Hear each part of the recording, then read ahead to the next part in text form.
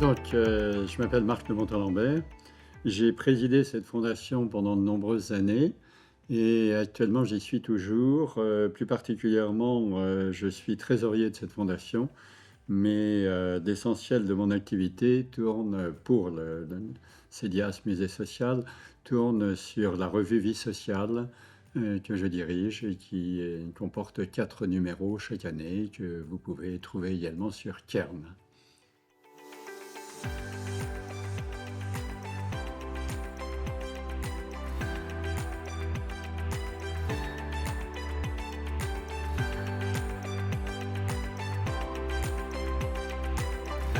Alors, j'ai trouvé très intéressant une des interventions, enfin l'intervention principale qui était donc de la responsable des maisons des jeunes et de la culture, parce que au sens traditionnel du terme, les universités populaires sont peu engagées, me semble-t-il, sur l'ensemble du numérique.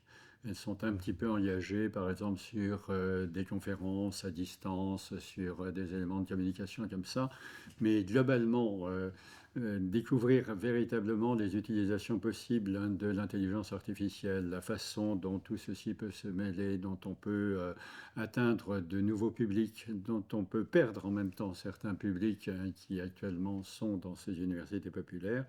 J'ai trouvé ça extrêmement pertinent et intéressant, la création des outils qui ont été présentés. Et puis, moi, je suis de plus en plus convaincu qu'il faudrait mettre en réseau un certain nombre d'expériences, ce qui n'est pas encore le cas. C'est-à-dire qu'on fonctionne un petit peu, comment dire, en tuyau d'orgue. Chacun sur son secteur, sur son champ, avec ses publics. Et ce qui me paraîtrait intéressant, c'est d'essayer de traverser.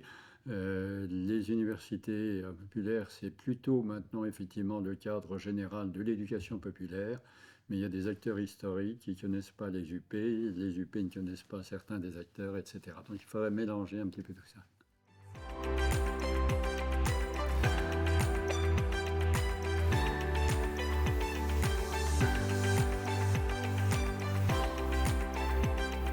J'ai eu une vie effectivement en dehors du musée social, du CEDIAS.